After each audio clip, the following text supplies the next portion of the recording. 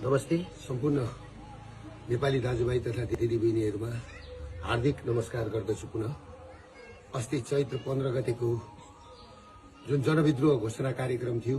हामी जनविद्रोह घोषणा कार्यक्रम शान्ति तरिकाले गर्न जाँदै गर्दाखेरि त्यहाँ मलाई मार्ने ठूलो योजना रहेछ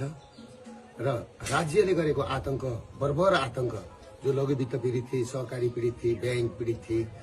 र विदेश जाने परिवारका पीडितहरू थिए, सबैको हालत कस्तो थियो नेपालमा राज संस्था गएर हिन्दू राज्य गएपछि नेपालीहरूको हालत के भयो, त्यही आवाजलाई हामीले उठाएर बुलन्द गर्दै हामीले अघि बढाइसकेपछि अब हामीले लडाई जित्छौं, नेपाली नागरिकले लडाई जित्छ, जनविद्रोह सफल हुन्छ भनेर चैत 15 गते बिहानैदेखि विभिन्न वेशभूषामा युवा संघका केही व्यक्तिहरू र पुलिस प्रशासनका केही व्यक्तिहरू सिभिल ड्रेसमा हात हतियार सहित गएर अर्काको घरमा चढेर बिहानैदेखि घर कब्जा गरेर जुन घटना पुलिस प्रशासनले घटायो र हामी कार्यक्रम स्थल 1:30 बजे पुग्दै गर्दाखेरि कार्यक्रम स्थल पुग्नुभन्दा 15 मिनेट अगाडि नै हामी जहाँ स्टेज बनायौं, हामीले त्यत्रो खर्च गरेर शान्तिपूर्ण प्रदर्शन गर्ने भनेर हाम्रा पाहुनाहरू हामीलाई स्टेजै पुग्न नदिकिन बाटाबाट गोली हानेर चाहिँ नि लखेट्न थालेपछि, टियर ग्यास हान्न थालेपछि त्यस पछाडि हामी अघि बढ्नु पर्यो। म किन अघि बढेको भने सम्पूर्ण प्रहरी जवानलाई लागेको होला, म प्रहरीलाई जति माया गर्ने मान्छे म कोही छैन र दिन दुखीलाई माया गर्ने मान्छे म जतिको कोही छैन।